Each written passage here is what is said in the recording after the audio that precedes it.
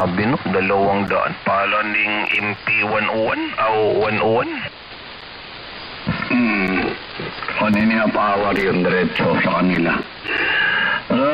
Si Freddy Aguilar, parang ganun din eh. Go ahead.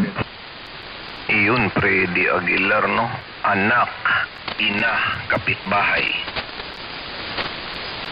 Oo. Kasama niya ngayon, anak niya, 2 lalaki.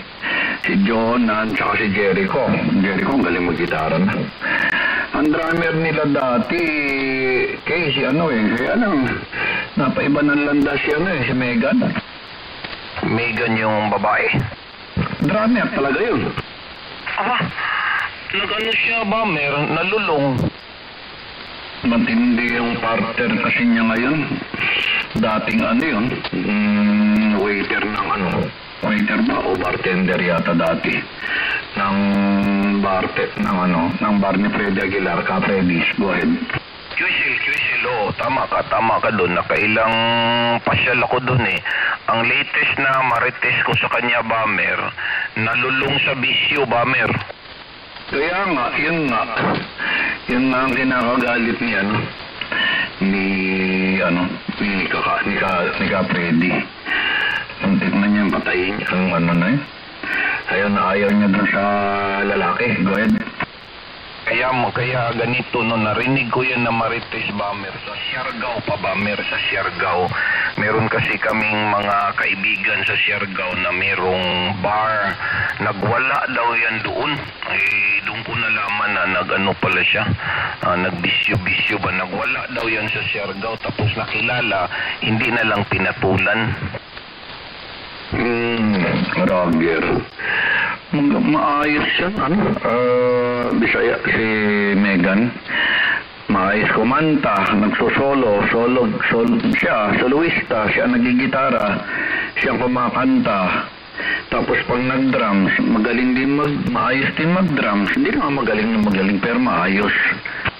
Kasi alam mo kung bakit okay siya mag-drums, kasi yung hataw at pitik niya, Kuya Rene, hindi patusok.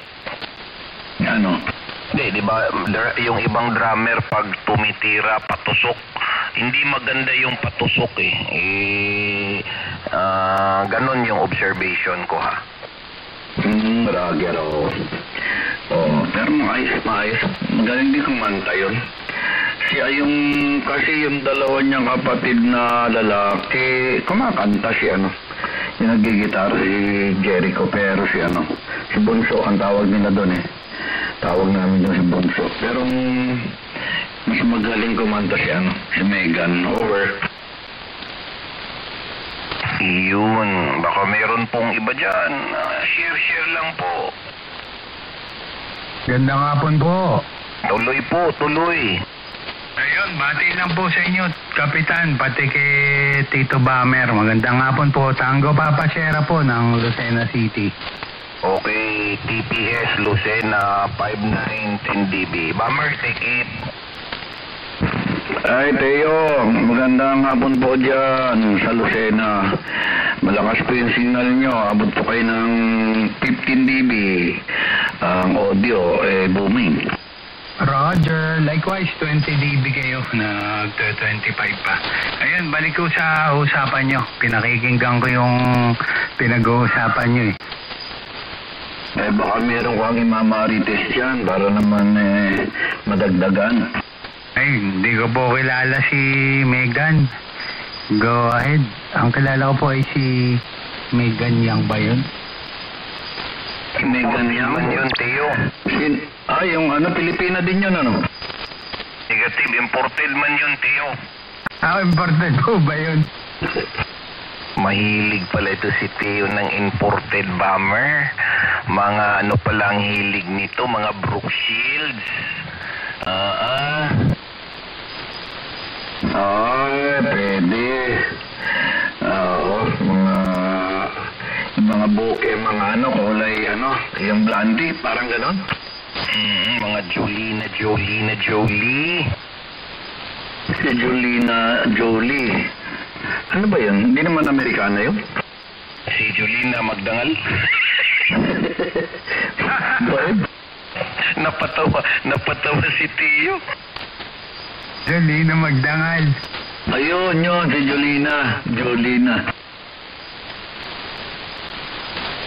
Angelina Jolie. Oo. Galing yan, ganda rin. Roger. Ayun, sige, tikit po. At ako'y magtatanggal ng sapatos. Kararating ko rin lang po eh. Ay, check out natin. Sige, TPS, try kong check out si Manok. Manok, nasaan ka na ba? Abot pa ba yung signal ko dyan? Ay, sumasagot ay Bisaya. Hindi ko na maintindihan, pero sumasagot.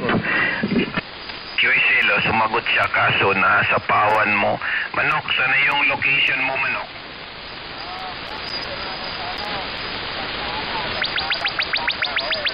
Ano na daw siya, Bamer? Santa Ana, Pampanga, Bamer.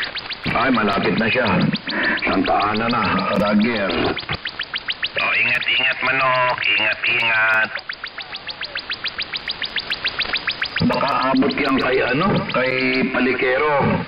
Mang Jun, baka abot dyan si Manok sa'yo. Mobil. Copy. Medyo mahina. Manipis ang dating ni Manok dito. Rager. Okay, sige. Ayan, sige, Manok. Ingat-ingat dyan. At malapit na.